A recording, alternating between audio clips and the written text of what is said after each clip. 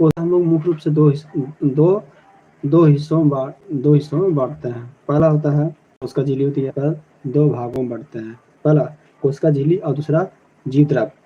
अब हम जीव द्रव को भी दो भागों में बांटते हैं।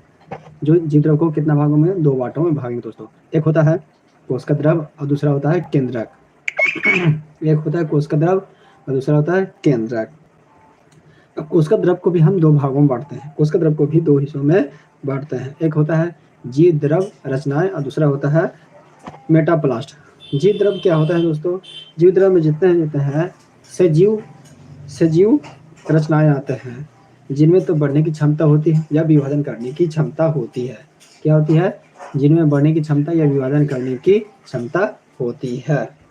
और मेटाप्लास्ट क्या है? मेटाप्लास्ट के अंतर्गत आता है निर्जीव रचनाएं, जिनमें न तो बढ़ने की क्षमता होती है दोस्तों, नहीं उसमें विभाजन करने की क्षमता होती है।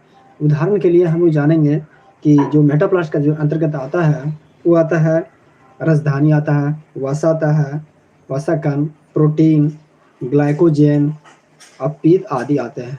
वही हम जीव द्रव रचनाएं के अंतर्गत जो जीवित रचनाएं आते हैं उनके अंतर्गत हम लोग पढ़ेंगे। जो आता है सेंट्रोसोम आते हैं, राइबोसोम आते हैं, लवक आते हैं, राइबोसोम आते हैं, अंतर्द्रावजालिका आते हैं, माइटोकॉन्ड्रिया आते हैं और गोल्गी आते हैं। ये सब जो होते हैं कोशिका की रचना होती है, संरचना होती है। अब हम जीव द्रव की रचनाएं पढ़ेंगे एक कर बारी से। इससे पहले पढ़ेंगे हम लोग कोशिका झिल्ली को पहले क्लियर कर लेंगे। कोशिका झिल्ली क्या होती है? कोशिका झिल्ली आप देखे होंगे दोस्तों कि कोशिका झिल्ली जो होती है ना, आप प्याज के भी देखे होंगे, प्याज के चारों तरफ एक पतला पतला लेयर होता है जो चिपचिपा होता है, जीवित होता है, मुलायम झिल्ली होती है।